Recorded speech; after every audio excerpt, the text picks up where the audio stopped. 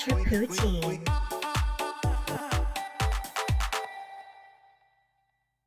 A good First position. question. Oh God. So, like, what are you doing January 6th? Let me give you a little bit of a pep talk. Here's the deal. Celebrating my mom's birthday? Yes. Well, Like, yes. well, yes!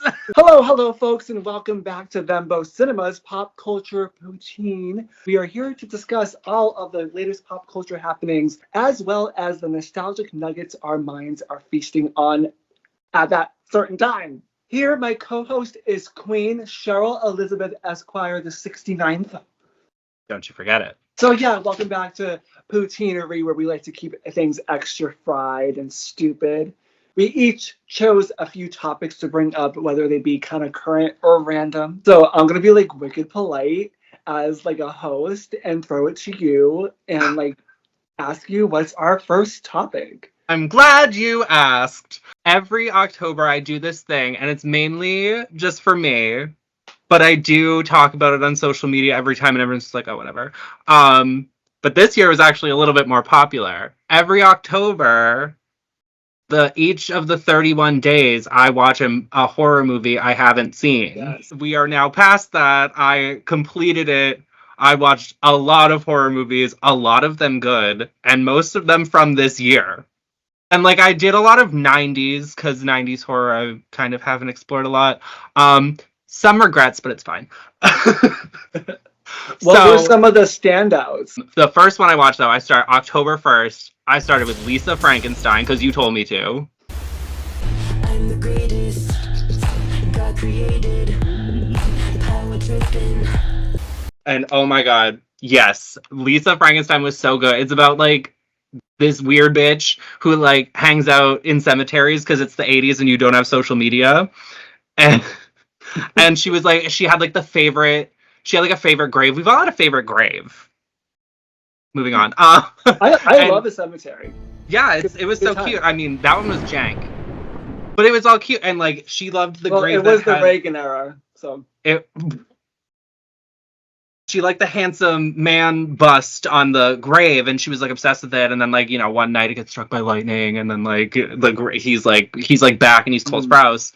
The Frankenstein of the Lisa Frank. They did make a dick fly that is burned into my memory forever. Like at one point, like Cole Sprouse like breaks in on the guy like having sex, and he fucking lops his dick off, and the dick's flying through the air.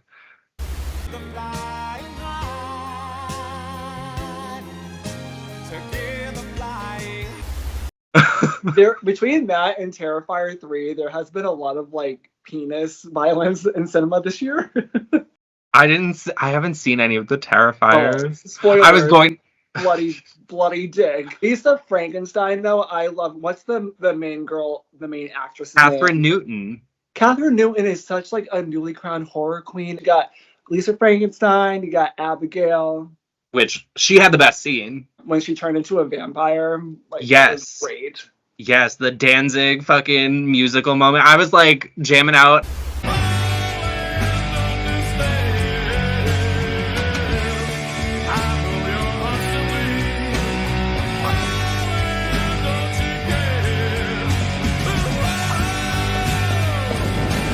Is she also in Freaky?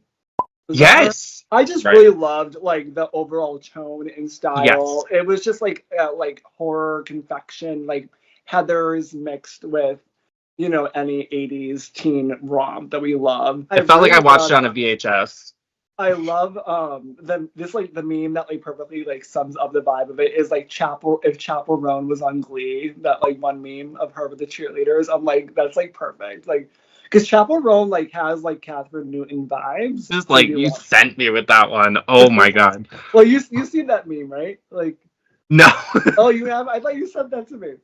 And yeah, it made me feel warm and fuzzy, even though there was dick cutting and there was death and murder. And like they really weren't afraid to make her like kind of like an unlikable protagonist sometimes, because sometimes she was straight up like kind of fucking evil, if I remember it right. I was like, I don't know if I'm with her right now on this.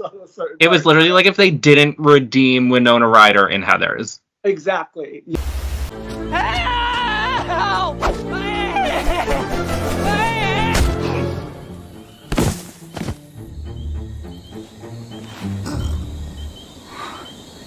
That's Exactly that. Like, if because she didn't have a cigarette to put out on her wrist. So She didn't wake the fuck up. So, like, Lisa Frankenstein, a serve, recommended to all of y'all. This has been such an amazing year for horror. You know, we're having so many choices. Like, it's going to be a competition to me what will be the top 5. I mean, Substance is probably going to win, but, like, next, I would like to bring us to a marvelous place with a little down, down, down the road.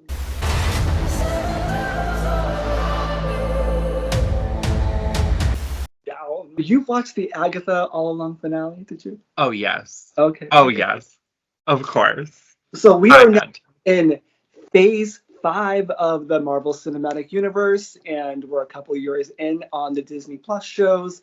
The response to Marvel ever since Endgame has been a little like hit and miss. You know, you got a lot of people saying, Marvel's done, Marvel's back, Marvel's done, Marvel's back. And especially this show, especially the first half of the season, there was a big divide online. You saw a lot of people not embracing the show in the first half and seeing the same type of response that I was seeing with like the Marvels and She-Hulk and that whole kind of like chauvinistic kind of like, oh, it's not for me and this is dumb or whatever. Well, Right. while also having its fans. But I think this show, like, especially with episode, I think it was 7 on, really won people over by the end of the season. I loved it from the beginning. Yeah. I'm just saying. Our coven. Okay. I think we all do witchcraft. So this season has just been really spectacular as far as giving us all the Marvel goodness we want, but the comedy and the attention to detail has been just beautiful. You have our main star, Catherine Hahn from WandaVision, coming back from WandaVision as the Agatha Harkness. Now, I don't know about you, but like I didn't know anything about Agatha Harkness before WandaVision or the MCU. Maybe some comic fans might think the representation isn't always the greatest in the MCU, but as far as just putting these characters in front of my face and being like, look, get into them. I really love that the MCU and Disney has like shown me so many characters that I would not be ever paying attention to, probably. Yeah. Does this look centered? Let me see. Maybe if I just put it a little more to the. No, leave it up. It really elevates the space. Oh God. Am I the first to arrive? Yeah, because I'm just taking it as they're giving it. The casting for this season with with Lilia, Jen, Alice, Sharon, and Rio. Rio, spoilers. Aubrey Plaza is dead. I like that it, well, at least for me, even though I have seen her like do horror, she did the Child's Play remake, and she's done like a few other things. But like I'm used to seeing her at, like Parks and Recreation, like comedy roles. Ingrid Goes West was like like a dramedy. I just like that it seemed like it was like a step out of what she usually does, because she can be creepy, but this I don't know. I guess I haven't seen her do too many like action-y, if we can call it that, roles.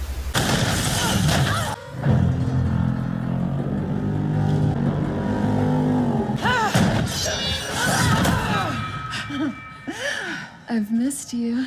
Because I mean, their fight scenes were nice. Yeah, they were fist fighting. That girl's club up in there. They were like heavy flirting, which this is definitely the most outwardly queer Marvel anything we've ever gotten, which is pretty awesome. Yeah, I was waiting for them to like say it, like just say it, because like they did it, but they didn't say it. But it was very gay.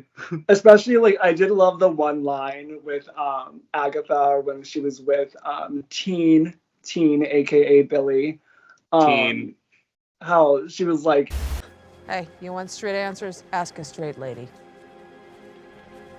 and I'm like, I guess that's they made it official, like with the joke. Oh my god, I didn't even realize that, because I thought it meant like on the straight and narrow. Here's the thing too, that even in the finale when spoilers, when Agatha kisses Rio, it's really more for plot reasons, like the kiss of death. It's not necessarily out of like, let's get it on. Yeah, it wasn't like, it was like a necessary thing. Yeah. One of my favorite things that came out of Agatha All Along is like Aubrey Plaza going on like the talk show circuit and talking about living with Patti LuPone for a few months, like while they filmed the thing.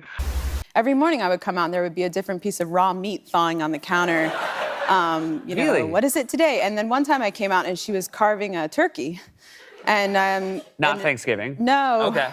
And she said, "Doll, I have to leave town for a few gigs, but I'm gonna carve this turkey and put it in the fridge, and I want you to make sandwiches out of it. Every day, sandwiches out of this turkey." And I was like, "Whatever you want." And like the story, listen, I don't care if everything she said is fake. I do not care. Right. Everything she said was hilarious. Did you see them do the Hot Ones challenge? Like there was the two of them doing a Hot Ones challenge together. Oh my God, no. Mommy, mommy, mommy, mommy, mommy, hold me, mommy. Mommy, you're my mommy. You're my mommy. You hurt me. You hurt me.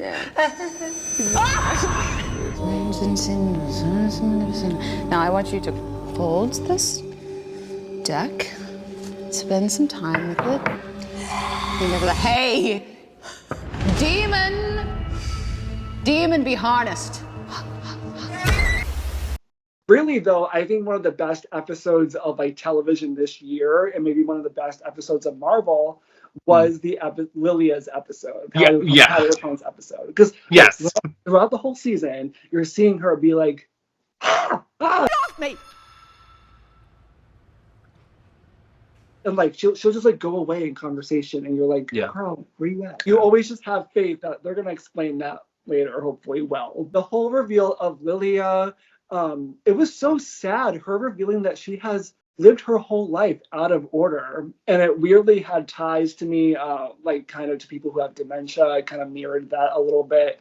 And just like, imagine just living your life and having to figure it out like puzzle piece. Lilia and like the whole imagery of being the Queen of Cups and all of that just really worked for me. And it was really cinematic. I am The Queen of Cups. Now you see. It really was Agatha all along. All along. Like, they did the thing.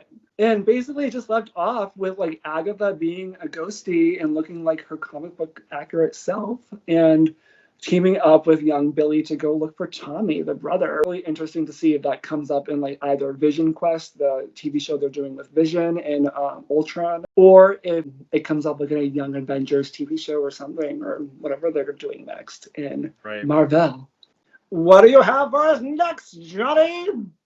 Behind curtain number 3, and just like pull down the shelf on me. Next movie, I mean, a few have blown my tits off over October, had blown my tits off over October, but one really stuck out to me. I really loved it. It's What's Inside. Wait, Forbes, what is that? You just want to take these electrodes and place them on your temples like so. Damn, bro. If you think of your brain as a hard drive, then this just transfers the files.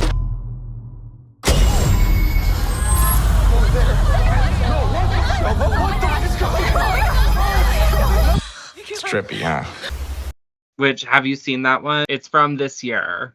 And it's not watched it yet. Like a light, I'll go to a point and I won't go further. It's about like this group of like college friends, like people like have known each other for a while, so you know there's some stuff. And this is on Netflix, the one on Netflix, right? It is, yeah. It's on Netflix. Like one of them is getting married, so they're all like there for like a wedding party. They're like, "Oh, did you invite like what's his face?" And they're like, "Oh yeah," because it like seemed like this guy was kind of like estranged from their friend group for whatever reason. Reasons to be determined by those who watch it. So yeah, then they're like, "Oh, is he really gonna come?" And then like he does, and he's like, "What's up, y'all?" And he has like this big fucking suitcase, right? And he's like, "Hey, I haven't seen you guys for a while. Do you guys want to play a game? It's like this thing I've been working on. By the way, I'm like a tech guru now." And they're like, "Okay, sure, that seems totally fine." And he opens up the suitcase and it's like this machine thing, and like with nodes that you attach to your temples. Like everyone got nodes, like everyone in the room. And then he flips the switch and everyone switches bodies. Oh. What if Forbes is like messing with the wires, but nothing actually ended up happening? Okay, everybody, What the please fuck? keep your electrodes on. What the fuck? Take a deep breath. It's okay. It's Cyrus, okay. Cyrus, what's Cyrus? How many Every- people are there? It's like a group of like, I want to say like 8 or 9 of them. Okay. And like, So yeah, it's they like- also, they switch bodies. Like the guy who brought it is like, hey, wouldn't it be fun if like we swapped and then we all tried to guess who we all were? Immediately I'm like, woo, woo! Like, and it just kind of pops off from there. It's a little bit bodies feeling, like in tone, like it's like very like a group of friends that are like like have division. Are Like they Alicia millennials? Debnam Carey from like Fear the Walking Dead and like Brittany O'Grady from Star. So I was living. No, it was just an absolutely wild ride. I want to go again. No, seriously, like when you see yourself, like literally see yourself from the outside, it's like potential. Yeah, exactly. When you look at someone, you see the potential they don't see in themselves. Ugh, it's like addictive. Yeah. It made you pay attention to some stuff, but like it wasn't so complicated that you get like left behind. It's the right amount of exposition, and they kind of were like, hey, we're doing exposition, we're gonna make it like fancy looking. It's weird because currently I'm like, where's the horror? Is it a horror? Like, is there horror? It's definitely a horror because they play the game, and then maybe some people start lying about who they are, and maybe some I would people never. I can't do this. No, why are you gonna do that? You're freaking me out. I'm freaked the fuck out right now, okay? You're acting like a different person. No, look at me. I am a different person. You see what I mean? You can hear yourself, right? Cyrus, it's a game, and you're being a sore fucking loser. Sounds wild. It's absolutely fucking mental. When are these kids gonna learn that like just being yourself is enough? You know, there's only one you. Only one. The way you were sitting back, Gengar looked like the fucking red demon from Insidious over your fucking shoulder.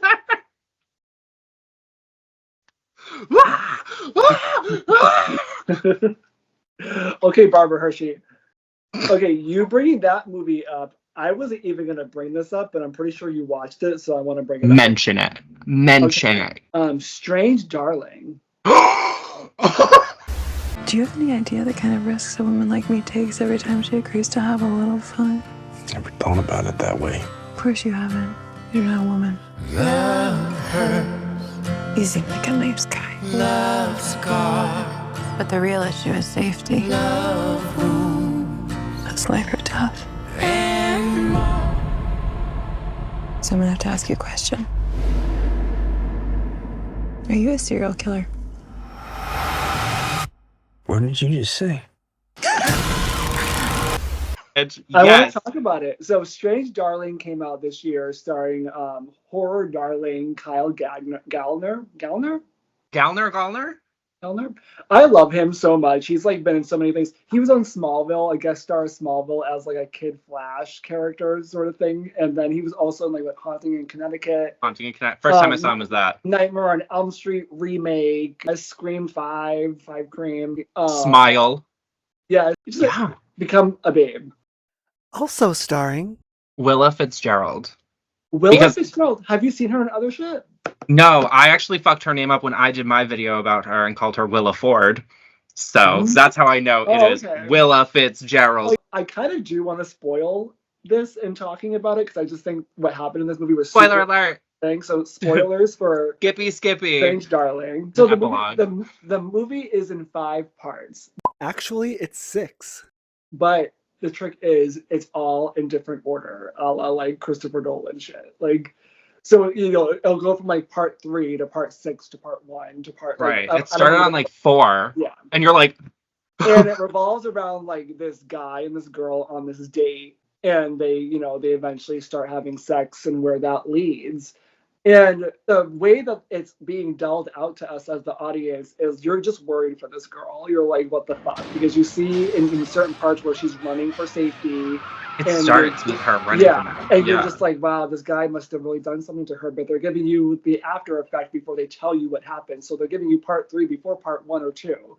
So you're like, you just see her running away and trying to hide from this guy in different houses and stuff. And you're like, wow, I can't wait to see what happened. Why is she running? Like, what did he do? And like you're halfway through the movie and you're like starting to get the other parts of the story so you can start to piece it together. Very Lilia from Agatha. She would love this movie. Basically, halfway through the movie, you realize that the man is not the killer or the predator in this situation. It is actually the main woman in the story.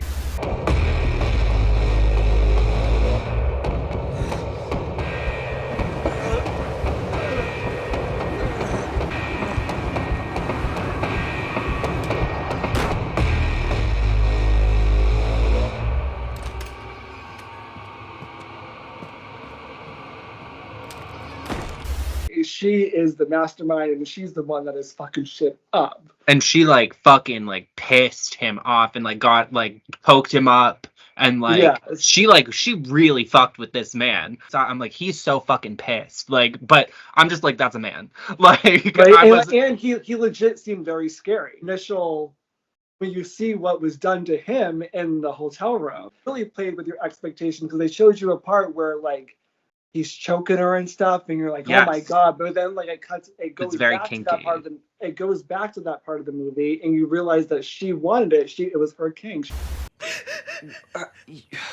Fuck! You told me to say him. I thought. You are fucking fantastic. I have never been so turned on in my life. Basically, having the different parts of this story delved out made you take all of your cultural bias of men and women and just horror movie knowledge. And so you think you know what's happening. But then when you start to get every piece of the story, it really does this beautiful heel turn of making the audience almost judge yourself of like, oh my God, like I totally was giving all of the credit to somebody that I didn't know the full situation. Like, and how many times can we relate to that in life, you know? Like Kyle Gagner like fucking fights for his life. Gagner? Gagner. Gagner. He makes me gag. My favorite like chef's kiss, like little fucking detail moment of that movie is each part.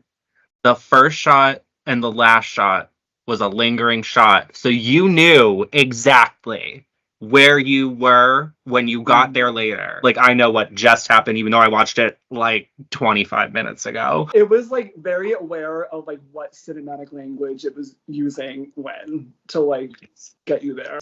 It's just like a really fun way to play with narrative. Why'd you kill all those folks?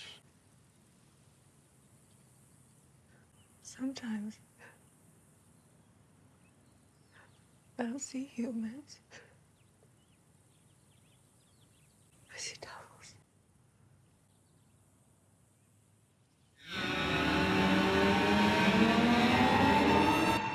Well, yeah, so that was Strange Darling. You know. So you brought up Strange Darling because of Barbara Hershey?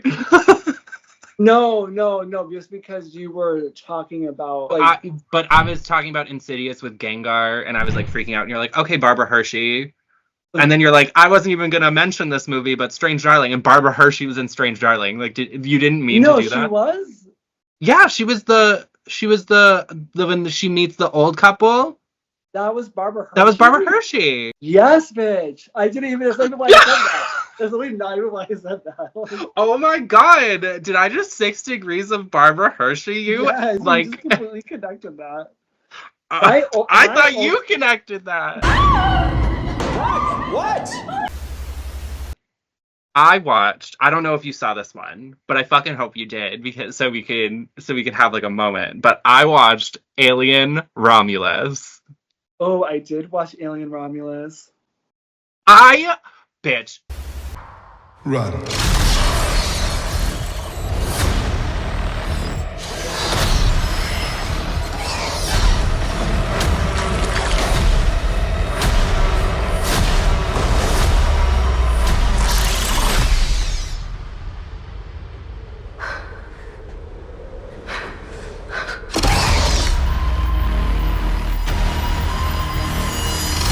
Probably because, you know, my favorite Alien movie is the really bad one, Resurrection. You know, like... Oh, yeah, so you must have loved the ending to this one. Yes, it was my favorite part. That's why I didn't like it. No! I was like, what the fuck is this creature? I loved it. I loved it so much. I love that when she just looks up and he's just fucking sitting there like, ah! So Oh it's my God. directed by Fede Alvarez from Don't Breathe, Evil Dead remake. I didn't even know that. And it takes place between Alien 1 and Aliens. I really enjoyed the story of like the main characters of like the girl and her. I feel like it's like her brother, basically. A synthetic, is that what they call them? Androids and alien synthetics. Yeah. I think it was really cool to give like a synthetic a soul. Like I really, to be honest, that character of Andy is who I identified with the most out of the whole movie.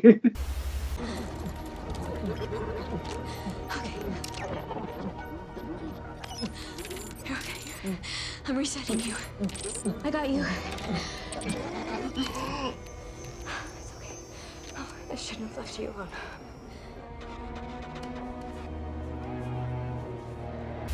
I loved him. I loved that slow burn, because we all know it's coming. That slow burn in the fucking, when they're in that room, and then like they start heating it up, and the fucking eggs, like of all of like the fucking face huggers just started slowly defrosting, and you're just like, you're like, this is like my 7th time watching these fucking movies. I know what these bitches are gonna do. I've just never seen so many of them, I don't think. So this is a fucking lot. Andy!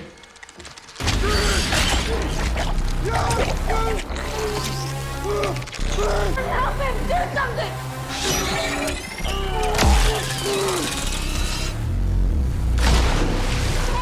Sorry. The cinematography and like the imagery of space was like really gorgeous. I just loved the boots on the ground feel of it. Like, yeah, because Alien always feels like the series always feels so like in space. Yeah, it was cool to see a society and like what it was, and it being its own. It felt very Ridley Scott's Alien. Also, fans of the game Alien Isolation, the faithfulness to the tech that was presented in the first Alien movie, when they like go to like the station and it's all like this 1970s idea of what a spaceship would look like. Yes.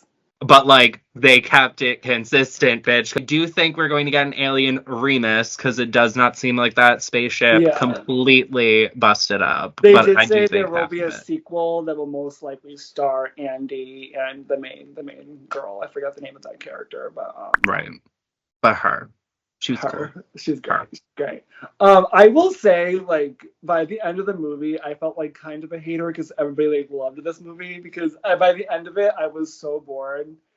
I loved the beginning of it. Like, I love the initial thing. I did not like how we've just had so many Alien movies at this point. You know what I mean? Yeah. And it was just the same thing where you meet the crew and it's the slow burn. It was literally like a soft reboot of Alien. Which, like, cool, but then when you bring in, like, the original actor of Ash and using his likeness and doing the whole Peter... Because he's dead. Doing the whole rogue one-ification of this character. And I think now that we're many years into the whole legacy sequel thing where we bring back old characters and we use their likeness, it wasn't like it's Ash, it's that actor who played Ash. I rolled my eyes so hard, especially because the CGI wasn't great. I was just like, okay. Like, so that part of it, I was like, I just wasn't getting anything. And then when we made the new creature at the end,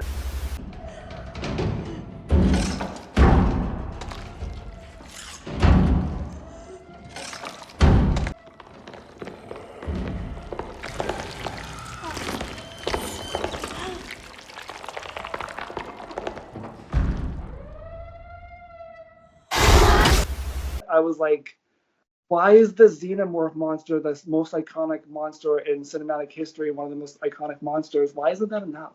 That's just my opinion. A lot of people do not feel like that. A lot of people like loved this movie, and I can see why. Like, for so many individual parts, I do like though. Like, it's not like complete, I was like, one thing is I am gonna need a chest burster to burst through someone's chest in this movie. Navarro, Are you alright?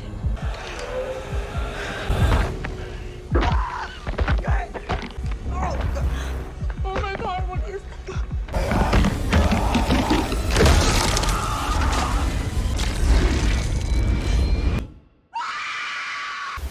I want Sigourney Weaver to be alien pregnant and like Terminator 2ing herself off of a fucking thing into lava. Like, I need bullshit with these movies, okay? Like, we made it too sterile with Prometheus. What the fuck? Give me my fucking bullshit. But then also, the last one we did with like Jussie Smollett and all of them, I didn't like that. I just wanted more something new somewhere. It felt like they were just doing a really good job at doing Alien, and I just wanted something also I can see to that. build on the lore a little bit and build. Which I think the way that they did do that was giving us characters that had more character development, even since Ripley. Just that fuck shit monster at the end was amazing. So, like, who would win in a fight? The monstrosity from the end of Alien Resurrection or the monstrosity at the end of Alien Romulus? Oh, I thought you were going to say the monstrosity at the end of The Substance. We could throw her in the ring too. Why not? Like, well, okay, she's gonna get washed. That's why I was gonna laugh. Yeah, no, so I think the fucking monstrosity at the end of this one would wash the fucking weird Sigourney Weaver bullshit.